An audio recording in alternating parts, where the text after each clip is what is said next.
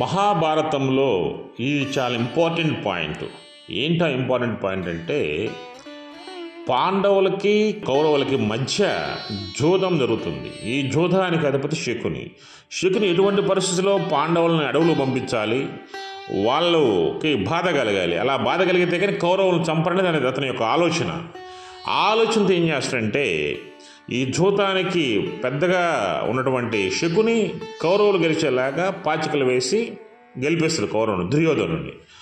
అప్పుడు దుర్యోధనుడిని గెలిపించిన తర్వాత వీళ్ళు ఏం చెప్తారంటే అందరూ దుశ్శాసనుడు వెళ్ళాడు, పాంచాలిని అంటే ద్రౌపదీదేవిని జుట్టు పట్టుకొని లాక్కొచ్చాడు. అదేవిధంగా ఈ జుట్టు పట్టుకొని లాక్కొచ్చేది సాక్షాత్తు అక్కడ సభలో భీష్ముడు, ద్రోణుడు అందరూ చూస్తున్నారు, కర్ణుడు కూడా చూస్తున్నాడు అని చెప్తారు. ఇది పచ్చి అబద్ధం. జుట్టు పట్టుకొని కానీ ద్రౌపది గారిని దుశ్శాసనుడు తీసుకొస్తే స్పాట్లోనే భీష్ముడు చంపేస్తాడు దుశ్శాసన్ని, దాని డౌటే లేదు. అదేవిధంగా ద్రోణాచార్యుడు కూడా ఊరుకోడు, స్పాట్లో తల నరికేస్తాడు. అదేవిధంగా కర్ణుడు కూడా ఊరుకోడు. దానికి ఒక స్త్రీని అవమానించడం కర్ణుడు కూడా ఒప్పుకోడు. ఇదంతా పచ్చి అబద్ధం, తెలిసి తెలియక అజ్ఞానం రాసినటువంటి పాండిత్యం అది. అసలు జరిగిన విషయం ఏంటంటే జూదంలో పాండవులు ఓడిపోయిన తర్వాత ఏం జరిగిందంటే వీరు ధృతరాష్ట్రుడే పిలిపిస్తాడు ద్రౌపదిని. ధృతరాష్ట్రుడు ఎందుకు పిలిపిస్తాడంటే ఇతనికి రాజ్యాకాంక్ష ఎక్కువ. ధృతరాష్ట్రుడు దుష్ట పన్నాగాలతో రాష్ట్రాన్ని చేజింకించుకోవాలనే ఆలోచన ఉన్నవాడే ధృతరాష్ట్రుడు. ఏదో రకంగా చేజిక్కించుకోవాలని ఇలా పాండవులు ఓడిపోయిన తర్వాత ఇలా అడవులు పంపించాలి. అదే భార్య కానీ ఇక్కడ ఉన్నట్లయితే మళ్ళీ భార్య కోసం వస్తారు, మళ్ళీ యుద్ధం చేస్తారు అని ఒక భయం ఉంది ధృతరాష్ట్రుడికి.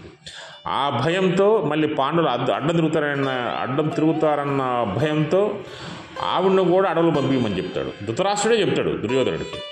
ఇది చాలామందికి తెలియదు. అయితే ఈ ధృతరాష్ట్రుడు యొక్క మనసులో ఉన్న దాన్ని ఇంతవరకు ఏ రచయిత కానీ ఎవరు కానీ బయట పెట్టలే. వాస్తవం జరిగింది ఇదే. ఏంటంటే ధృతరాష్ట్రుడు ఎటువంటి పరిస్థితుల్లో దుర్యోధనుడికి రాజ్యాన్ని అప్పచెప్పాలి, అతని యొక్క ఆలోచన అది. అందుకే ఇతను ఈ విధంగా చేస్తాడనమాట. అతను ధృతరాష్ట్రుడు మంచివాడు ఎలా మంచివాడు అవుతాడు? పిల్లలు జూదం ఆడకూడదని తెలియదా? జూదంలో గెలిచినటువంటి రాజ్యాన్ని తీసుకోకూడదని తెలియదా?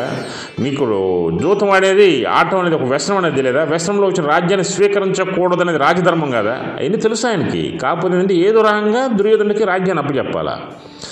అప్పుడు ధృతరాష్ట్రుడే పిలిపించినప్పుడు ద్రౌపది చెప్తాడు, నీ భర్తతో కలిసి నువ్వు కూడా అడవులకు వెళ్ళు, అరణ్యవాసం అజ్ఞాతవాసం చేయమని చెప్తాడు.